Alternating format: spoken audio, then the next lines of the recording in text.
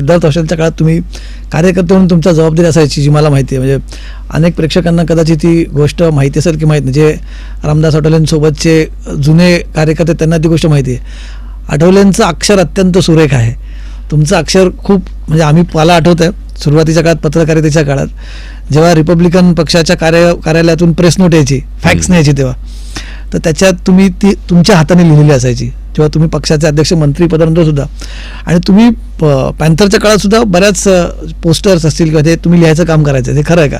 तुमचं अक्षर खूप सुंदर असतं. नाही, मी सगळ्या भिंती रंगवत होतो. म्हणजे मी भिंती रंगवत होतो, त्यानंतर पोस्टर लावण्यासाठी जात होतो, किंवा जे लावलेले आहेत ते बघण्यासाठी मी त्यांच्या मागे फिरत होतो. माझ्यासोबत कार्यकर्ते असायचे आम्ही हॉस्टेलमध्ये राहायला असताना, आणि बरोबर ते लावतायत की नाही हे सगळं बघण्यासाठी मी त्यांच्यासोबत असायचो, लावायला असायचो, पण नंतर समजा मी त्यांच्या सोबत असायचो. पण माझं अक्षर असं होतं की राजा धारेंचं अक्षर फार चांगलं होतं. नामदेव ढसाळांच्या पेक्षा नामदेवचं अक्षर चांगलं होतं, पण माझं अक्षर चांगलं होतं. माझी प्रेसनोट आहे ती मी हाताने लिहित होतो, आणि त्या ठिकाणी हेडलाईन मी टाकत होतो.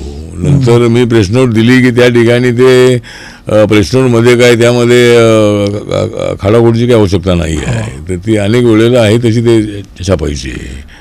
आणि त्यावेळेस त्या काळामध्ये झेरॉक्समध्ये काढलेल्या ज्या कॉपीज असायच्या, तर त्या कॉपीज मी सगळ्या संपादकांना जाऊन भेटत होतो.